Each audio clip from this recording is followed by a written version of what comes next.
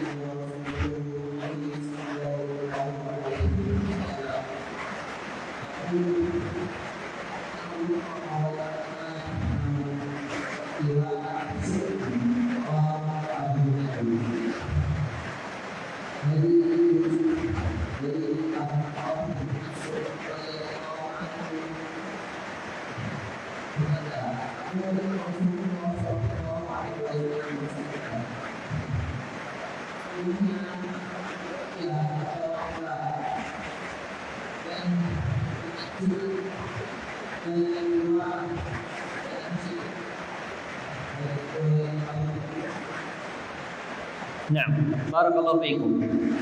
Hadis yang ketujuh ini diriwayatkan oleh sahabat yang mulia yaitu Abdullah bin Mas'ud radhiyallahu taala anhu, di mana beliau pernah mendengar Rasul sallallahu alaihi wasallam bersabda, "Innar ruqa", sesungguhnya ruqyah. Apa yang dimaksud dengan ruqyah ini nanti kita akan bahas dengan detail insyaallah taala. Innar ruqa wat tamaim, dan juga jimat-jimat, wat tiwalah, serta pelet, syirkun, adalah perbuatan syirik. Rawahu Abu Dawud, diriwayatkan oleh Al-Imam Abi Dawud. Ma'asyiral muslimin rahimani wa rahimakumullah jami'an. Sebagaimana yang sering kita katakan bahwa perintah Allah Subhanahu wa taala kepada hamba-hambanya dan salah satu sebab diutusnya para rasul agar orang-orang mentauhidkan Allah Subhanahu wa taala. Dan salah satu sebab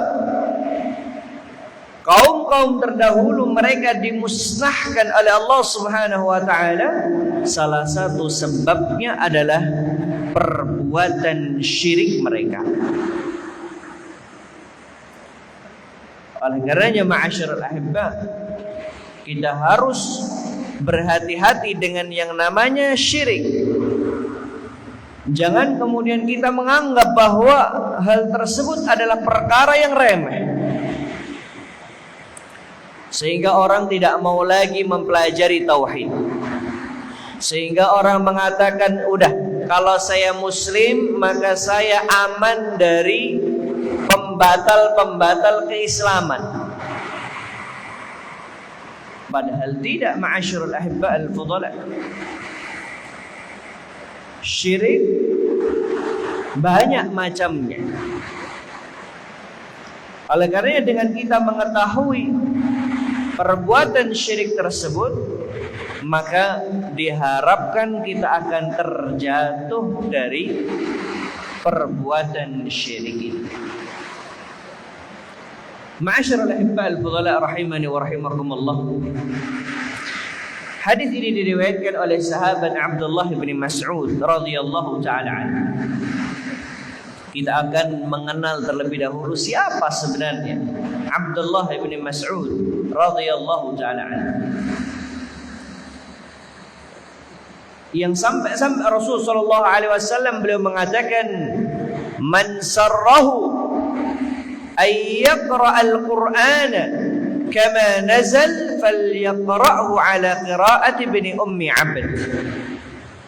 Barang siapa yang ingin tahu bagaimana Al-Quran itu, bacaan Al-Quran itu ketika diturunkan, maka hendaknya kalian membaca dengan bacaannya Ibnu Ummi Abd, yaitu Abdullah ibn Mas'ud radhiyallahu ta'ala anhu.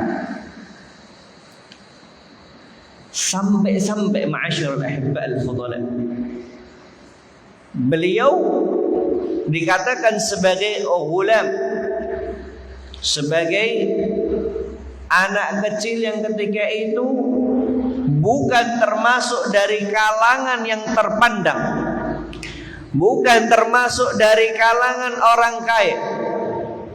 Bahkan kerjaan beliau adalah mengembala kambing milik orang-orang Quraisy. Dan salah satunya adalah milik seorang petinggi Quraisy, yaitu Uqbah ibni Abi Mu'aid.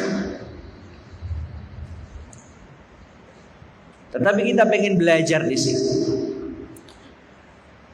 bagaimana Allah Subhanahu wa taala ketika mengatakan terhadap orang-orang yang menuntut ilmu, yarfa'illahu alladhina amanu minkum walladzina utul ilma darajat.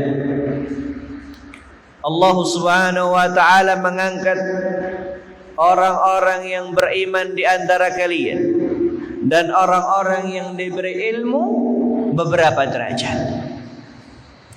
Ini menunjukkan walaupun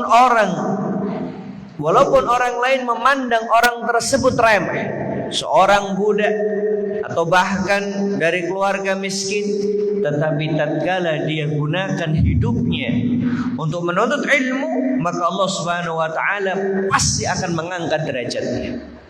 Dan ini harus kita yakini bersama-sama. Karena ini adalah keutamaan yang Allah Subhanahu wa taala berikan kepada mereka ahlul ilm. Dan Abdullah bin Mas'ud radhiyallahu taala anhu, beliau adalah orang yang begitu pemberani. Terlebih lagi bagaimana kita lihat perjuangan beliau yang ketika kondisi kaum muslimin begitu lemahnya, tetapi tatkala dihadapkan dengan para petinggi-petinggi Quraisy, kafir Quraisy, karena sebab keimanan menjadikan kekuatan ruhaniyah yang kemudian beliau berani di hadapan para petinggi-petinggi kafir Quraisy, beliau bacakan ayat Al-Qur'anul Karim yang sampai dikatakan atau diriwayatkan ketika beliau membaca daripada ayat Al-Quran, beliau dipukul dan akhirnya beliau boleh dikatakan babak belur. Aku diminta untuk membacakan yang kedua kali, sungguh pasti aku akan bacakan di hadapan mereka. Wa subhanallah. Inilah Abdullah bin Mas'ud radhiyallahu taala anhu. Bahkan beliau ini sampai sahabat yang lainnya yang punya kedudukan seperti Abu Bakar As-Siddiq, seperti Umar ibn Khattab radhiyallahu taala anhu, Utsman ibn Affan radhiyallahu taala anhu, karena sebab beliau adalah orang yang sangat-sangat luar biasa mendampingi Rasul sallallahu alaihi wasallam siang malam, dan bahkan beliau diizinkan masuk ke rumah beliau tanpa izin. Bayangkan jemaah, kalau sudah diizinkan pemilik rumah tanpa perlu lagi untuk minta izin, berarti bagaimana kedekatan beliau dengan Rasul sallallahu alaihi wasallam.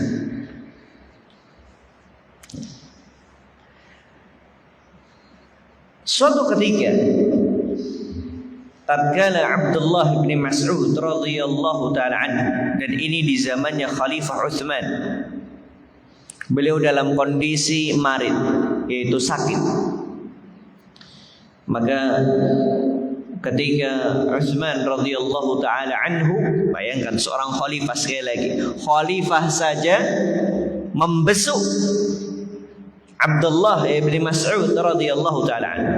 Kemudian beliau bertanya, "Mada tashtaki?" Apa yang engkau keluhkan? Maka apa jawabannya? Apakah sakitnya yang dikeluhkan? Enggak. Beliau mengatakan, "Dzunubi," dosa-dosaku nih yang aku keluhkan. "Fama tashtahi?" Apa yang engkau inginkan? Kalau kita kadang ketika jenguk nanya apa yang dipinginkan, harapannya adalah menyebutkan sesuatu makanan yang diinginkan kemudian kita belikan. Tetapi apa yang dikatakan Abdullah bin Mas'ud tatkala ditanya apa yang engkau inginkan? Beliau mengatakan, rahmat Rabbi, rahmat dari Tuhanku. Kemudian ditanya lagi,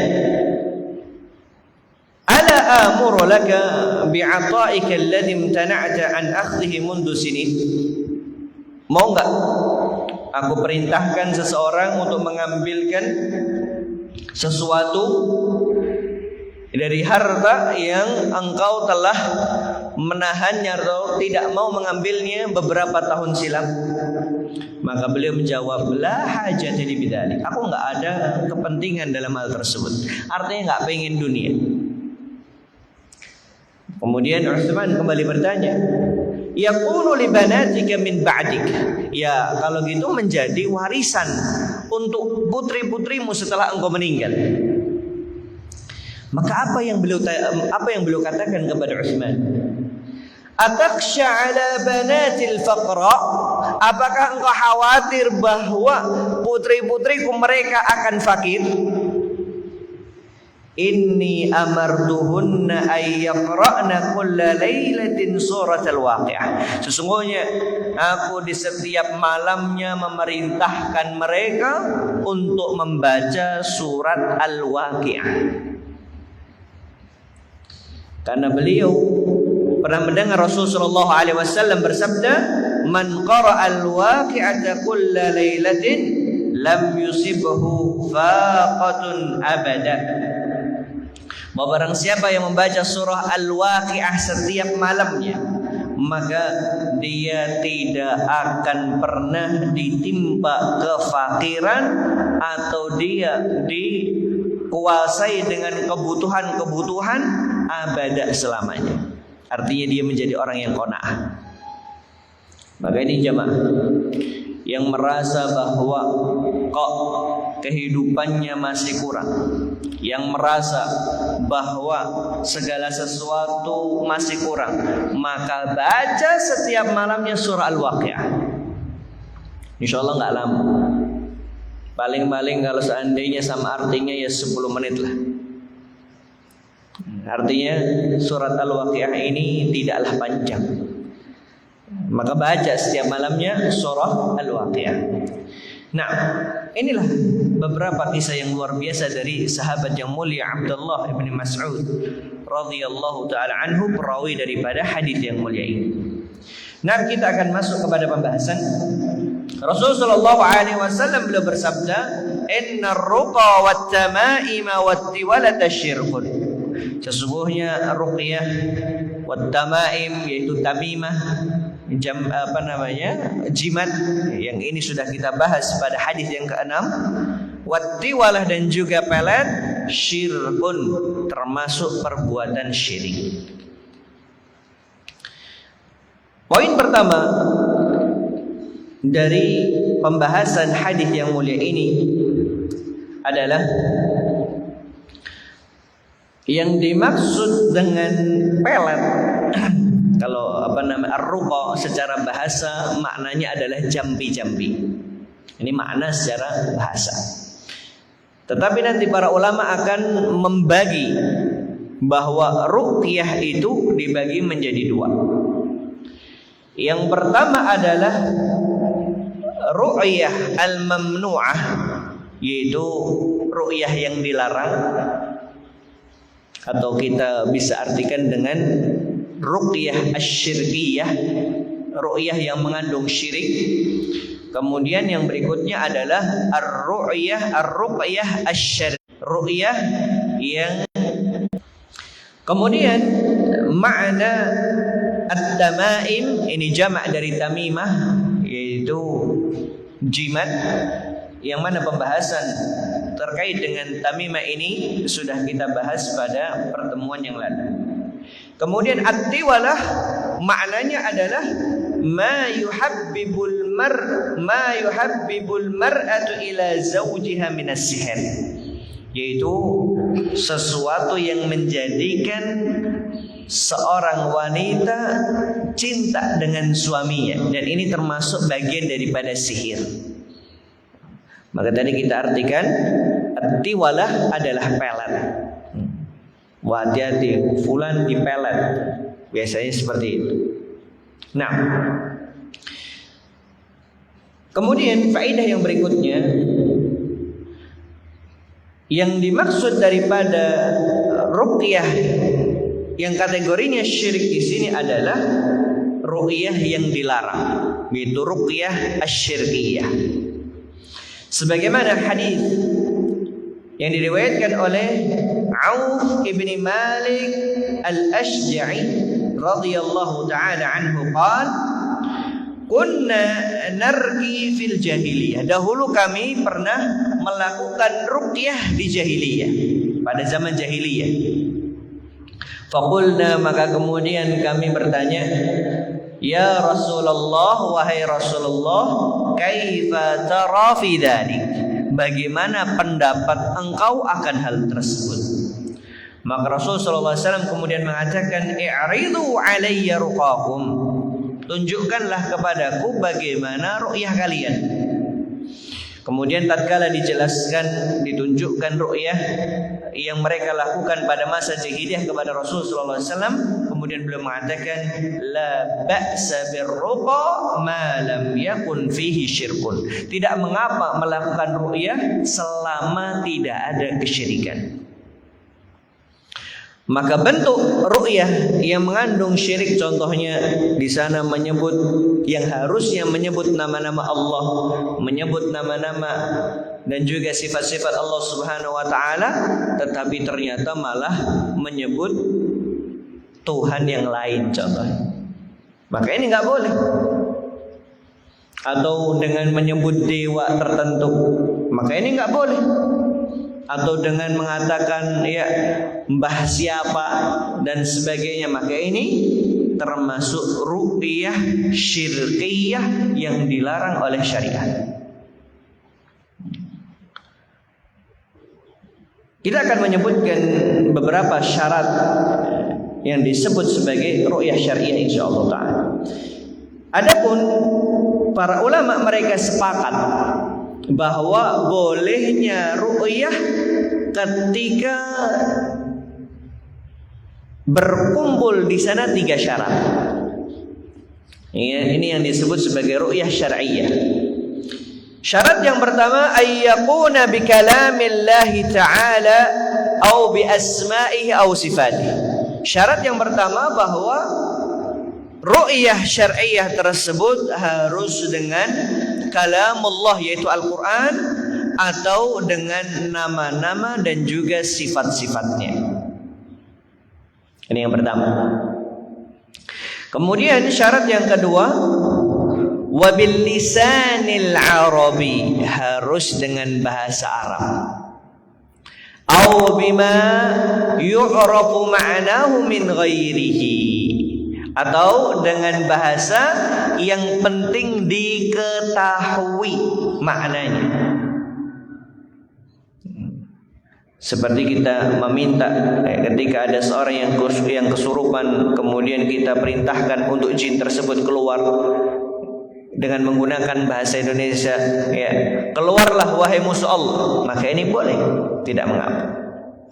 Tetapi kalau dengan bahasa-bahasa yang bahkan mungkin semut aja nggak tahu ya mas, maka ini nggak boleh. Bahkan mungkin bahasanya anak kecil, bayi saja juga nggak tahu ini apa, ini bapak ini ngomong apa, maka ini nggak boleh. Ini syarat yang kedua. Syarat yang ketiga, ini yang paling penting dan urgent, yaitu apa? Wa ayya'taqida anna ar-ruqyata la tu'athiru bidatiha bal bidatillahi ta'ala.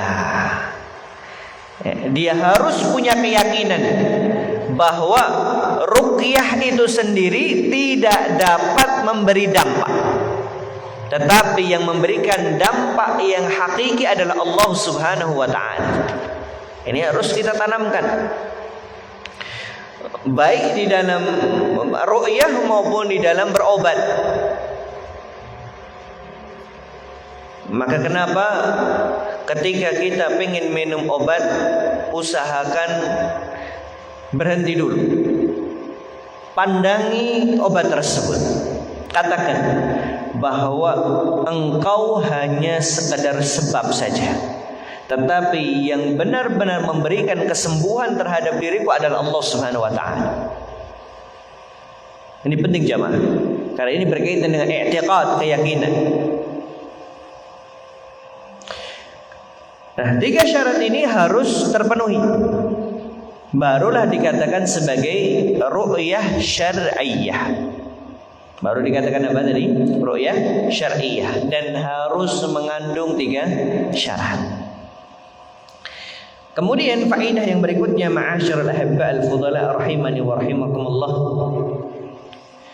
Terkadang ketika seseorang melakukan ru'yah, maka dia meniup dengan adanya udara yang keluar di sana, atau menghembuskan misalnya. Maka di sini para ulama memiliki perincian yang harus difahami. Yang pertama, bahwa poin yang pertama adalah yang disebut sebagai an-nafsu yakunu bil fam, yaitu dengan mulut, pasti dengan mulut. Tetapi berbeda dengan at-taflu. At-taflu yaitu meludah. Kalau meludah kan ada riaknya, tetapi kalau an-nafsu ini tanpa adanya riak di sana. Para ulama mengatakan bahwa hukum meniup ada 2 yang disebutkan para ulama, dan ini menjadi perselisihan di antara mereka. Yang pertama adalah tidak boleh, dan ini adalah pendapat qaulu Ikrimah dan juga ashabu Ibni Mas'ud dan juga Al-Imam Hakim dan beberapa dari kalangan ahlul ilm. Ini yang melarang bahwa tidak boleh untuk meniup di dalam meruqyah. Maka ambil contoh, ketika seseorang ingin meminum air ruqyah, tentu sebelumnya harus dibacakan ayat-ayat terlebih dahulu, dan kemudian terkadang seseorang meniup air tersebut setelah membaca ayat-ayat ruqyah. Baru kemudian air tadi diminumkan kepada orang yang sakit. Maka pendapat yang pertama mengatakan hal ini tidak diperbolehkan. Pendapat yang kedua mengatakan al-jawaz, boleh.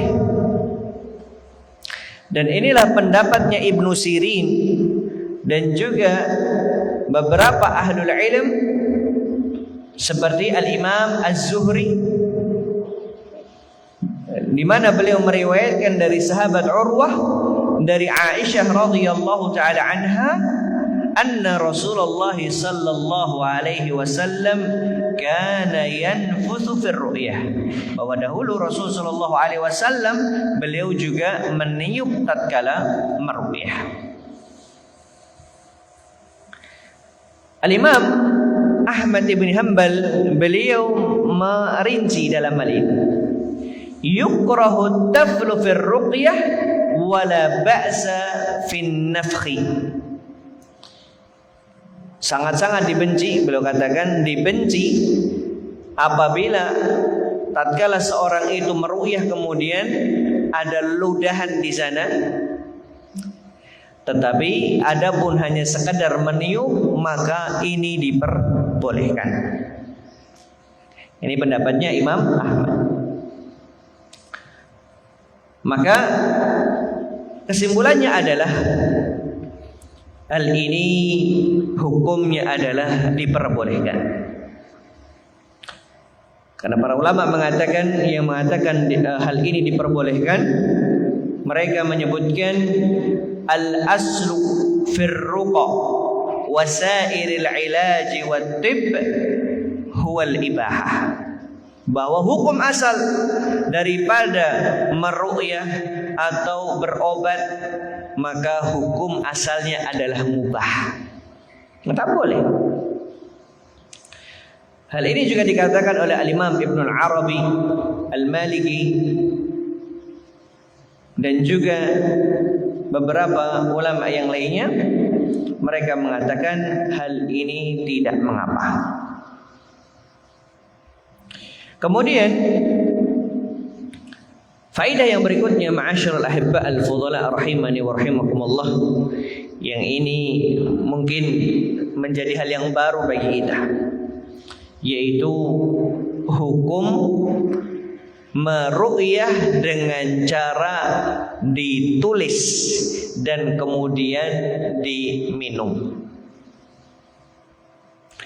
Dan juga poin yang nanti akan kita bahas adalah bagaimana hukum ru'yahnya ahlul kitab kepada seorang muslim tatkala terjadi sesuatu. Kita akan membahas terlebih dahulu bagaimana hukum ru'yahnya ahli kitab, yaitu Yahudi dan juga Nasara, kepada seorang muslim. Di sini terdapat dua pendapat. Pendapat yang pertama, mereka mengatakan al-man', larangan, enggak boleh. Dan ini riwayat daripada Imam Malik, dan beliau mengatakan waqal la uhibbuhu, aku enggak menginginkannya, aku enggak mencintainya. Artinya tidak menyukai hal tersebut. Pendapat yang kedua adalah al-jawaz, boleh. Tetapi dengan syarat fa in kana min kitabillah, selama itu dari Al-Qur'an. Selama itu dari Al-Qur'an, maka diperbolehkan. Dan inilah pendapat daripada Al-Imam Asy-Syafi'i rahimahullahu taala, sebagaimana terdapat riwayat yang diriwayatkan oleh Abi Bakar As-Siddiq radhiyallahu taala anhu, di mana beliau dakhala ala Aisyah, beliau masuk ke rumahnya Aisyah radhiyallahu taala anha, wa hiya tashtaqi, sedangkan dia mengeluh karena kesakitan. Wa yahudiyatun tarqiha, dan ada seorang wanita Yahudiyah sedang meru'yahnya. Faqala Abu Bakar, maka Abu Bakar mengatakan irqiha bi kitabillah, ru'yahlah dia, yaitu Aisyah, dengan kitab Allah, yaitu Al-Quran. Dan dikatakan wa hadza huwa qaulul arjah, ini adalah pendapat yang paling rajih. Nah, wallahu a'lam bishawab. Kemudian yang tadi kita katakan, bagaimana hukum ru'yah dengan cara ditulis, dan kemudian daripada tulisan tersebut diminumkan kepada orang yang sedang sakit. Berkata Al-Imam Ibnul Qayyim rahimahullahu taala, dan ini pendapatnya Al-Imam Syekhul Islam Ibnu Taimiyah rahimahullahu taala. Beliau mengatakan wa rakhasa jama'atun minas salaf fi kitabati ba'd al-Qur'ani wa syurbihi wa ja'ala dhalika min asy-syifaa'i alladhi ja'ala Allah fihi. Banyak di antara para ulama salaf yang mereka memberikan rukhsah, keringanan, terkait dengan menulis sebagian daripada Al-Quran dan kemudian diminumkan, dan dijadikan hal tersebut sebagai bentuk syifa, yaitu obat, yang Allah Subhanahu wa taala jadikan Al-Quran ini sebagai syifa bagi mereka. Dalil yang mereka lakukan, mereka sebutkan adalah dalil secara umum bahwa Al-Quran di dalamnya terdapat syifa. Wa nunazzilu minal Qur'ani ma huwa syifa, dan kami turunkan daripada Al-Quran yang di dalamnya terdapat syifa, terdapat obat di sana. Akan tetapi para ulama memberikan sebuah syarat, yaitu yang pertama, karena ini kaitan dengan pengobatan, maka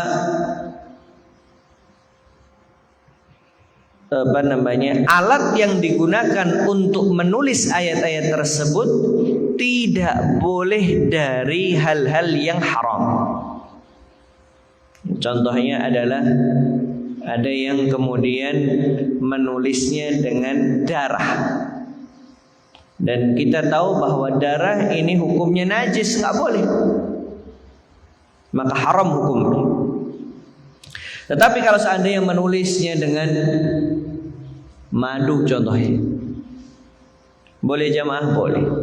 Menulisnya dengan pewarna makanan yang tidak membahayakan tubuh, silakan. Tetapi kalau menulis dengan tinta, dan bagaimana hukum tinta ini jamaah? Apakah dapat memberikan penyakit tatkala diminumkan atau enggak? Bisa enggak menurut antum? Wallahu a'lam bishawab. Kalau memang tidak membahayakan maka silahkan. Tetapi kalau seandainya menulisnya dengan tinta cumi, insya Allah nggak masalah. Kalau di daerah Jawa Timur biasanya mereka masaknya sampai tintanya masya Allah, jadi hitam sekali. Maka ini diperbolehkan dan tidak membahayakan. Jadi terdapat syarat yang disebutkan para ulama, yaitu maddah atau bahan yang digunakan di dalam penulisan ayat Al-Quran tersebut harus dengan bahan yang tidak melanggar syariat, baik karena diharamkan atau karena sebab adanya mudarat yang ada di dalamnya. Kemudian berikutnya, ma'asyar ahibba al-fadala rahimani wa rahimakumullah, faedah yang berikutnya bahwa hadis ini menunjukkan larangan berobat dengan yang namanya Reiki. Setelah saya cari-cari, Reiki ini hampir sama seperti meditasi yang dilakukan oleh orang-orang di Indonesia, yang mana mereka mengatakan bahwa memanfaatkan energi kehidupan universal. Ketika kita mencoba mencari makna-maknanya di dalam di video-video, bahkan mereka sendiri mengatakan, ya secara kalau kami menggunakan ini sebagai bentuk kesehatan, kebahagiaan, kemudian finansial dan seterusnya. Tetapi kalau seandainya mau digunakan untuk kekuatan dalam dan seterusnya, silahkan. Maka kalau sudah mengatakan demikian, maka ini adalah ada sesuatu yang tidak beres. Sesuatu yang tidak beres. Bahkan mereka menggunakan hal ini, atau salah satu konsep daripada yang mereka lakukan adalah wahdatul wujud. Yang ini kemudian dikembangkan oleh orang-orang sufi, penyatuan diri dengan Allah Subhanahu wa taala, wal a'yadu billah. Nah, mereka mengatakan demikian. Dan nanti mereka tatkala sudah pada tingkatan tertentu, maka mereka akan bisa merasakan mereka, kehidupan mereka. Masya Allah. Reiki, Rei itu alam semesta, Ki itu kehidupan. Dan orang-orang yang seperti ini tidak meyakini adanya Allah Subhanahu wa taala di sana. Sehingga mereka menganggap bahwa yang memiliki manfaat adalah alam semesta itu sendiri. Padahal Allah Subhanahu wa taala yang dapat memberikan kebaikan, kehidupan, kebahagiaan, kekayaan dan seterusnya hanyalah Allah Subhanahu wa taala. Kemudian yang hampir sama seperti itu juga adalah yang disebut dengan, kalau di Cina namanya adalah Qigong, wallahu a'lam. Atau ada yang menyebutnya dengan Qigong, yang intinya sama, bahwa kalau yang di Cina ini mereka lebih kepada bagaimana menjadikan seseorang pada kondisi kosong. Artinya mereka seakan-akan direset terlebih dahulu. Maka ini tidak baik. Seorang mukmin tidak boleh dalam kondisi kekosongan, tetapi dia harus dalam kondisi senantiasa mengingat kepada Allah Subhanahu wa taala dimanapun dan kapanpun. Maka sekali lagi jamaah, ini adalah perbuatan-perbuatan atau pengobatan-pengobatan yang mengandung kesyirikan di sana, mengandung perkara-perkara yang diharamkan oleh syariat. Maka kita tidak boleh tertipu dengan alasan ini hanya sebagai bentuk kesehatan. Tetapi ini semuanya dikatakan li'annaha mumarasatun wathaniyah, karena ini hakikatnya adalah bentuk-bentuk pelatihan yang sifatnya wathaniyah, mendewakan. Yakhtalitu fiha ad-dajalu bisya'wadati was-sihr, yang mana mereka mencampurkan di sana kebohongan-kebohongan dan juga perdukunan-perdukunan serta sihir. Wa inidda'a ashabuha tanmiyatal quwa, walaupun orang-orang yang mempelajarinya mereka menganggap bahwa ini hanya sebagai pengembangan kekuatan al-basyariyah, manusia, atau mu'alajatin nafsiyah, atau sebagai bentuk mu'alajah, yaitu pengobatan jiwa.